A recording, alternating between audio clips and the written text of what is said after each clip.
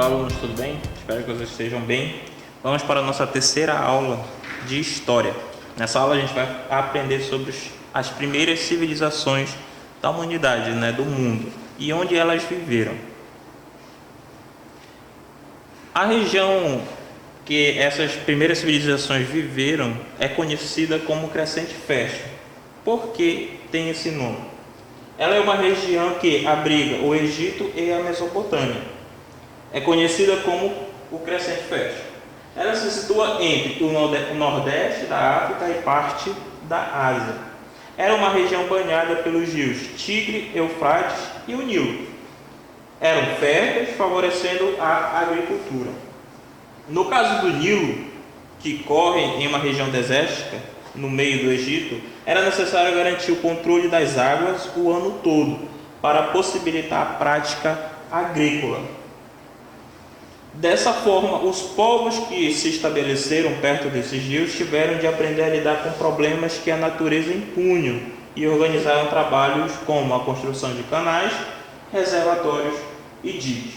Esses esforços resultaram em fartas colheitas, favorecidas pelo solo fértil e na expansão da criação de animais. Aqui a gente vê o mapa dessa região, conhecida como Crescente Fértil. Nessa parte verde é conhecida como Crescente Fértil. Podem ver que ela tem a aparência de uma lua crescente, Por isso deram esse nome para essa região de Crescente, e por ela ser muito fértil, de Crescente Fértil. Podem ver que ela pega o Egito, nordeste do continente africano, até parte da Ásia, e a Mesopotâmia, que a gente vai ver daqui a pouco. A Mesopotâmia, historicamente, é uma área situada entre os rios Tigre e Eufrates. Por isso ela ficou conhecida como Terra entre Rios.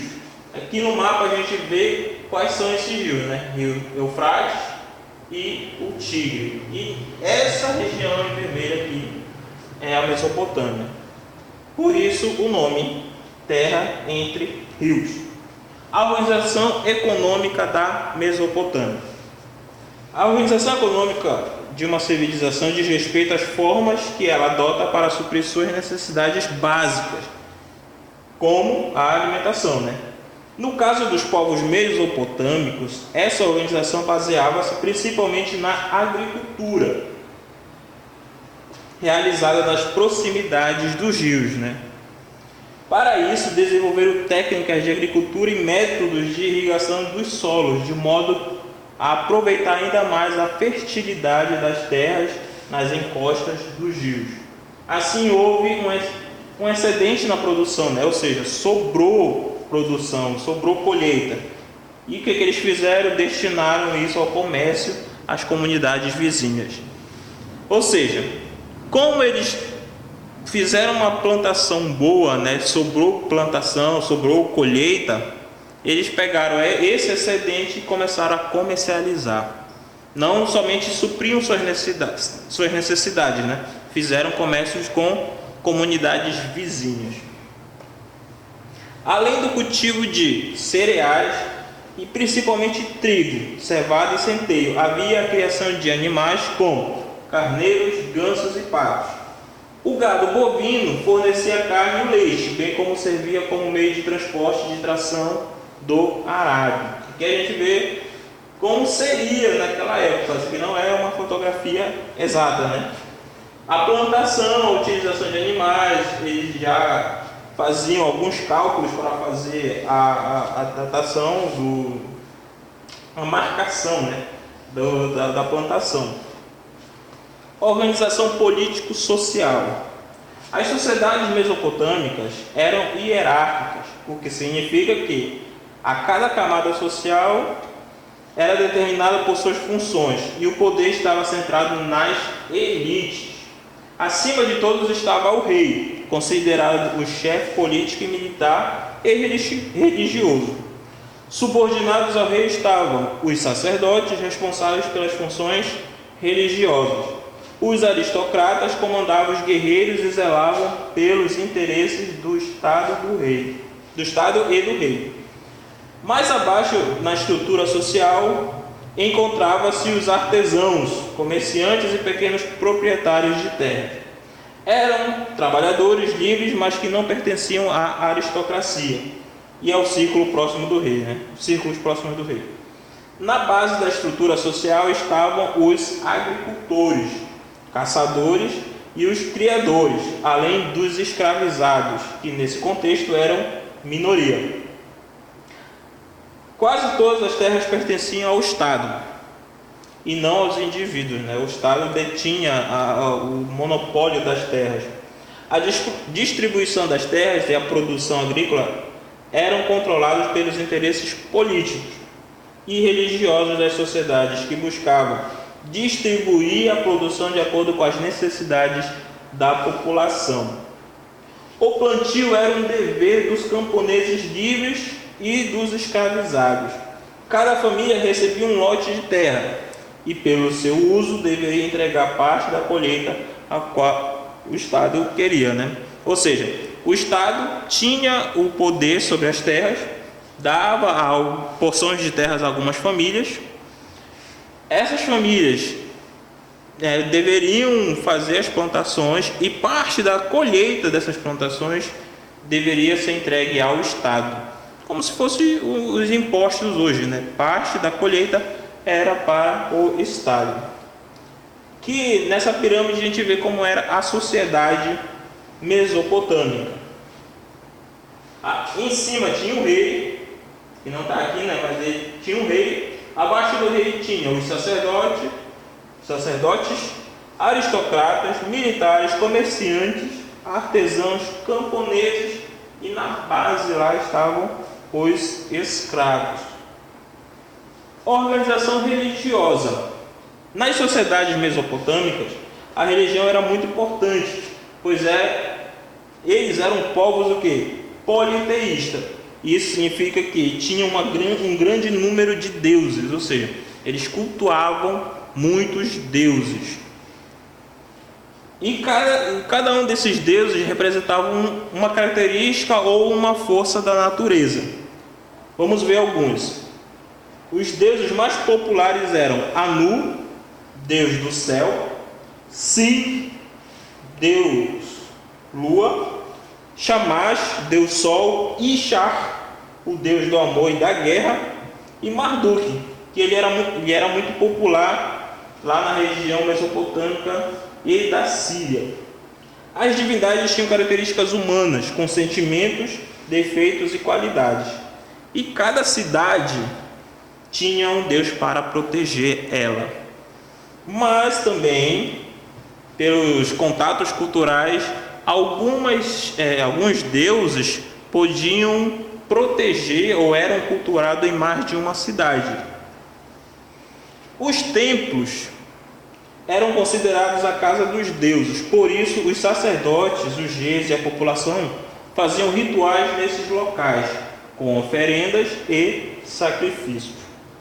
Muitas atividades nas sociedades mesopotâmicas eram pautadas na religiosidade. A medicina, por exemplo, estava muito relacionada à religião, pois era entendida como uma luta contra os espíritos malignos, que estes eram representados pelas doenças. Ou seja, naquela época, se a pessoa estava doente, era porque algum espírito maligno estava querendo, ela estava possessa por esse espírito maligno. Mesmo com tamanha importância à religiosidade, os mesopotâmicos não acreditavam em vida após a morte, diferente dos egípcios, que a gente vai estudar mais adiante. Ou seja, morreu, não tem mais a vida após a morte. Os templos, a gente vai ver a característica de um templo daquela época, chamado zigurate. Aqui eles faziam as oferendas, faziam os cultos, sacrifícios para cada um dos deuses, ou em cada cidade tinha um zigurate desse aqui, para cada um dos deuses. As primeiras civilizações também elas são marcadas pelos seus códigos de leis. O mais conhecido deles é o Código de Hammurabi. Esse código ele reunia vários preceitos e costumes dos sumérios, transformados em leis. Tais princípios diziam respeito à família, propriedade, ao comércio, à herança, aos direitos da mulher, ao adultério, à escravidão, entre outros aspectos. Ou seja, todos os aspectos da vida e do cotidiano dos seus moradores da região. O Código de Hammurabi ele abrangia. O Código de Hammurabi estabeleceu punições bastante severas. O mais conhecido que a gente pode falar é o olho por olho e dente por dente, ou seja, aquilo que tal pessoa, tal cidadão perdeu, quem cometeu o crime deve perder também. Digamos, num acidente, lá na época, tem uma carruagem, vai e atropela um animal, e esse animal tinha um dono. Pela lei de Hammurabi, pelo Código de Hammurabi, quem cometeu esse crime deve perder o animal do mesmo porte igual. Mas tem um pequeno porém. Essas leis, elas variavam de acordo com o grau ou a hierarquia dos cidadãos. Como assim? Dependendo do seu alto grau ou menos grau de hierarquia ou de importância na sociedade, a lei podia ser efetivada ou não. Digamos, se uma pessoa era pobre ou era um ex-escravo, tinha menos condições, possivelmente a lei era mais severa. E quem tinha mais condições, ou era um aristocrata, até mesmo o próprio rei, muitas vezes nem sofria punições. Por quê? Porque ele era da alta sociedade, né? E a gente vê duas imagens sobre o Código de Hammurabi. E a gente vê a representação, né, de Hammurabi, o rei Hammurabi, que deu o nome ao código, e como era registrado essas leis. Mais para frente a gente vai falar sobre essa forma de registro. A cultura mesopotâmica. Os sumérios foram o primeiro povo a inventar o sistema de escrita. Inicialmente a escrita era pictórica e representava objetos, animais e pessoas em situações cotidianas, ou seja, de acordo com a situação era registrado. Posteriormente os desenhos foram simplificados e começaram a representar ideias e sentimentos. A escrita se tornou então ideográfica, ou seja, ela passou a representar o pensamento e a linguagem humana por meio de símbolos. Em vez do formato de um objeto, ela já tinha uma representação ideográfica, ou seja, era uma ideia sobre tal coisa. A escrita suméria é conhecida como cuneiforme, pois era feita com objeto em forma de cunha. Como a gente vê aqui, era fincada, né, na pedra, era quase que lascada na pedra o formato. Por isso o nome da escrita é cuneiforme. Era feita na argila o formato. Mais para frente a gente vai ver também essa escrita. Ela era registrada em tábuas de argila. Nesse momento da história, a escrita era uma atividade restrita a um pequeno grupo de pessoas. E esse grupo de pessoas era chamado de os escribas, ou seja, as pessoas que escreviam sobre as argilas, né, tábuas de argila, mas depois esses escribas passaram a escrever literalmente sobre papéis ou papiros da época. Esses escribas tinham o privilégio de ter acesso a esse conhecimento por meio de uma escola de escribos, né, ou de escribas, conhecida como Eduba, ou seja, tinha uma escola para as pessoas aprenderem e desenvolver a escrita, ou seja, as pessoas se formavam em escrever leis, principalmente as leis, né? Para os povos mesopotâmicos, a lua e o sol e as estrelas eram considerados meios de comunicação com os deuses.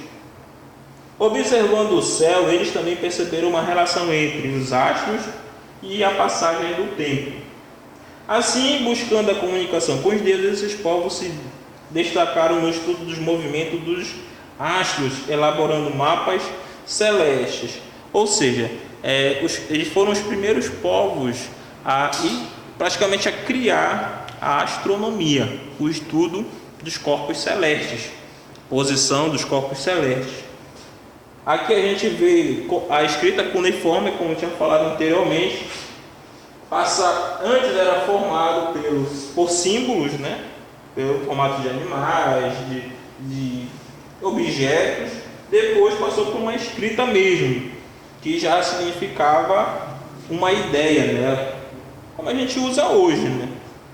São palavras que nós não entendemos, mas eles entendiam essas palavras. Esse conhecimento, que é a astronomia que a gente falou anteriormente, possibilitou a criação de um calendário.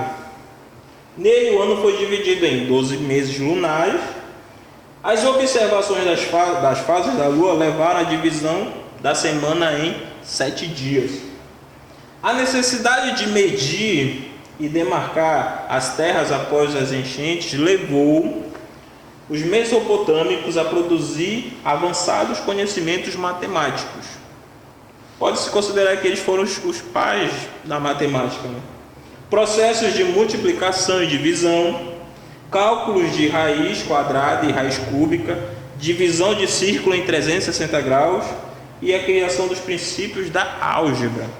Ou seja, eles deram uma contribuição enorme para a matemática. Também desenvolveram um sistema de pesos e medidas, organizaram tabelas para facilitar os cálculos e construíram relógios de sol e água. Vocês podem ver a grande contribuição dos primeiros povos, né, nas primeiras civilizações. Agora a gente vai conhecer os primeiros povos, né, os nomes deles, quem foram esses povos. A gente já viu alguns, né, os sumérios. A gente vai continuar falando, os sumérios e acadianos. Quem foram esses povos? Os sumérios foram as primeiras cidades da Mesopotâmia, ou seja, eles fizeram as primeiras cidades da Mesopotâmia. Cada uma governada por um patesi, ou seja, um governante independente, ou seja, cada cidade era independente, tinha suas próprias leis, né? Tinha seu próprio governante. Não havia um governante para mais de uma cidade, né? Cada cidade tinha seu próprio governante. As primeiras cidades autônomas foram Kish, Uruk, Nippur e Lagash. Essas foram as primeiras cidades que foram criadas, foram inventadas. Ou seja, as primeiras organizações de pessoas que se reuniram para morar no mesmo local foram essas cidades. Mais tarde, outras se tornaram famosas, como Babilônia e Nínive. Essas cidades passaram a disputar o poder político, administrativo na região, ou seja, já deixou de ser pacífico a convivência dessas cidades, eles já passaram a disputar a administração política religiosa, né, e político-administrativa. Isso fragilizou e permitiu que os arcadianos dominassem e controlassem o território, né, da região. Por volta de 2100 a.C., o domínio acadiano chegou ao fim. Os sumérios se reestruturaram e estabeleceram poder em algumas de suas cidades e estados. Os sumérios são conhecidos também pelas grandes construções, chamadas de zigurates, que é aquela imagem que a gente viu, né, daqueles templos. Eles eram enormes. Se vocês forem pesquisar na internet, os zigurates tinham centenas de metros, eram muito grandes. Então eles eram marcados, eles tinham essa característica de grandes construções, com andares em forma de torre feitas de diferentes tipos de tijolos. Os zigurates serviam como santuário, observatório astronômico, né? Lá eles observavam os astros, armazéns, ou seja, armazenavam a colheita, a grande colheita, né? Celeiro, oficina e local de encontro da população. O pessoal iam lá e se encontravam, né? Outro povo, né? Os babilônios. Aqui a gente vê o primeiro império babilônico. Os amoritas, povo semita originário do deserto da Arábia, estavam entre os invasores que puseram fim ao domínio acadiano. Vindos da Babilônia, conseguiram dominar a Mesopotâmia. O primeiro império babilônico foi marcado pela liderança do rei Hammurabi, que a gente falou ainda agora, que deu o nome, né? O seu nome foi que deu origem ao Código de Hammurabi por volta de 1800 a.C. Ele unificou a Mesopotâmia, né? Os povos, as cidades da Mesopotâmia, ele unificou, terminando aquele grandes conflitos entre as cidades, desde a região da Assíria até a região do Golfo, que hoje a gente chama, né, de Golfo Pérsico. A cidade da Babilônia foi a nova sede do poder. Hammurabi foi responsável pela organização de um código, que a gente falou ainda agora há pouco, né, que deu o nome, né, Código de Hammurabi, e também fez uma ampla reforma religiosa. Aqui a gente vê uma estátua do que seria como se fosse o rei Hammurabi, né? Aqui do lado esquerdo, no caso de vocês do lado direito, e no lado esquerdo onde foi gravado o Código de Hammurabi, que essa imagem a gente viu agora há pouco. Outro povo, né? A gente vai falar também os assírios. O Império Assírio compreende o período de 1200 a.C. e 612 a.C. A partir do século 7 a.C., sob o reinado de Assurbanipal, esse é o nome do rei, os assírios viveram seu apogeu, ou seja, o grande ápice dos assírios foi sob o comando do rei Assurbanipal. O império teve duas capitais. Primeiro, Assur, e com o tempo depois, Nínive, às margens do rio Tigre. O poder militar, o desenvolvimento de técnicas de guerra, as armas de ferro, os carros de combate, o uso de cavalo, entre outros, são fatores que ajudaram a entender como os assírios conseguiram conquistar diversos territórios. Ou seja, eles eram um povo com um grande poderio militar, como a gente vai ver daqui a pouco. Gravuras de como seriam os assírios, né? A característica, o armamento, arco e flecha, os carros de guerra, né? Que a gente, tração animal, eles eram conhecidos como um povo de guerra, um poderio militar enorme. E o segundo Império Babilônico, que sob o comando do rei Nabopolassar, em 612 a.C.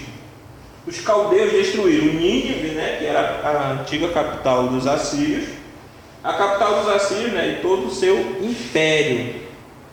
A cidade da Babilônia voltou a ser o centro político e administrativo da Mesopotâmia. Foram construídos vários palácios, templos e grandes muralhas, e os mais conhecidos jardins suspensos, né, que foi considerado uma das 7 maravilhas do mundo antigo. Depois a gente vai ver a imagem como seriam esses jardins suspensos. Em 539 a.C., Ciro, rei dos persas, conquistou a Babilônia e deu início ao Império Persa no Oriente. Aqui foi um dos últimos povos antigos, né, da Mesopotâmia. E aqui a gente vê a imagem como seriam os jardins suspensos da Babilônia, né? Seriam em vários andares. Então aqui a gente viu os povos das civilizações, das primeiras civilizações antigas, né? Vocês procurem no livro de vocês, no segundo capítulo, né, de história, que vocês vão ver sobre a Mesopotâmia, sobre as primeiras civilizações. Espero que vocês fiquem bem. Até a próxima.